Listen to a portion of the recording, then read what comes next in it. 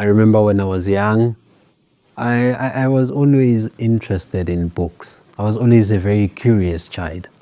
The longest streak I've had was in 2023, where I read about 88 books in a year, which was interesting to me. And the books were wide ranging. There were novels, there were nonfiction in there were biographies, which I'm a fan of, and a host of other books as well. My earliest entrepreneurial experiences, that's very interesting actually. And then my biggest entrepreneurial experience to date, just before Carte, came in 2019.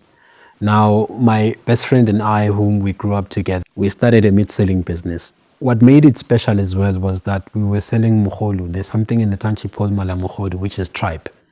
So the tripe that is sold normally, even in the shops, it's washed, but it's not clean. You sort of have to clean it again when you get home.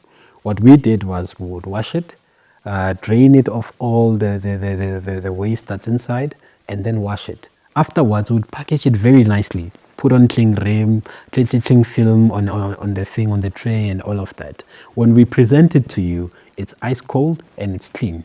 So it saves you the job.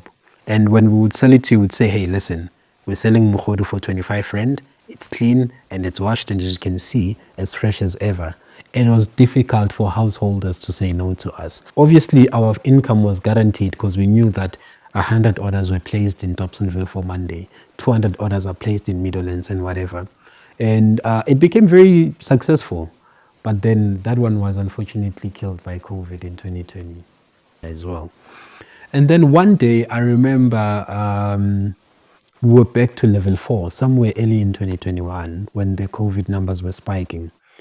I was like, people now, we can't go to restaurants. And even when we go, it's often drive-thrus and all of these things.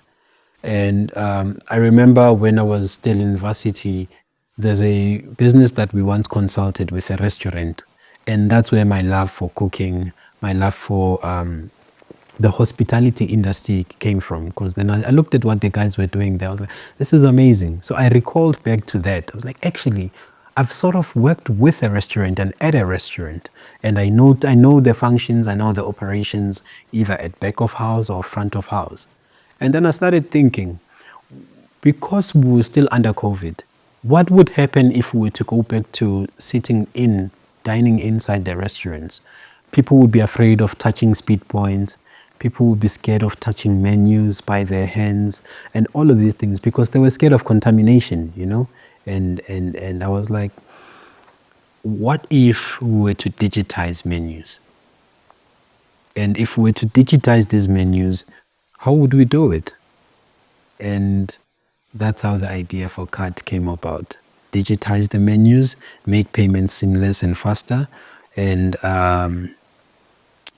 make sure that restaurants have a huge turnover and turnaround time for customers any day, anytime. So that's when the idea for Carte started. So then what we did was we went first to the Gen Zs and said, hey guys, this is what we're doing. And this is what we want to do, whatever. Of course, working in liaison with restaurants. So eventually through that research and talking to our customers, we realized that you put a QR code on the table and you scan it. It takes you into a browser, not any app or anything, because people are tired of downloading apps now as well. Not an additional app or anything. It takes you to your browser, your search engine, and then when you get there, you interact with it live. Place your order, and then after placing an order, it goes straight to the restaurant's back house. They prepare your order and then they come back. When they do, if you want to pay, then you just scan again because it has memory, and then you pay. The whole scanning, split, tip, pay process takes less than 15 seconds. And if you think about it, traditionally at restaurants, you sometimes, let's say it's full house, a waiter might be busy with 4 tables at a time. And while they're still serving those ones and these ones and that ones, we're not being served. We're being left alone. We have to raise our hands. And sometimes you forget people's names because it's someone that you've just seen. You forgot that that person's name is Solomon. Keep on, hey, one, it's impolite. Two, it takes both our time and the restaurant's time. But if we were to do most of these things ourselves, scan, get the menu, and even when we want to pay, it has a function where you can split the bill. You split it equally according to whatever number you have on the table, maybe 4 people, or you split it per item. Say maybe I drink alcohol and the next person I'm with doesn't drink. I buy 3 bottles of, or rather 3 glasses of whiskey. They buy 1 can of cool drink. Definitely going to pay more, and they are going to pay very little. So then I realized that, and I was like, okay, others actually would want to pay per item. And so we did that, and afterwards you can pay the tip on the thing as well. So it's about convenience, making both the lives of the customers and the restaurants easy, and making sure that we save the restaurants at least 15 minutes from each sit down at the table at the restaurant, and we save the customers that 15 minutes where they could be doing it somewhere else and doing something else after eating. So it's a win-win for both the customers and for the restaurants.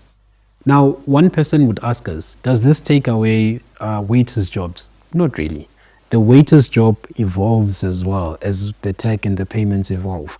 Their job now is to make sure that they serve and they give the best hospitality. And it's the most amazing thing now. Instead of having to wave and raise our hand and whatever, they just focus on you guys. You call them whenever they're bringing food and whatever and whatever. And I feel like in a service that is quick as that, it's easy to tip more as well. And that's what we've discovered in our market research.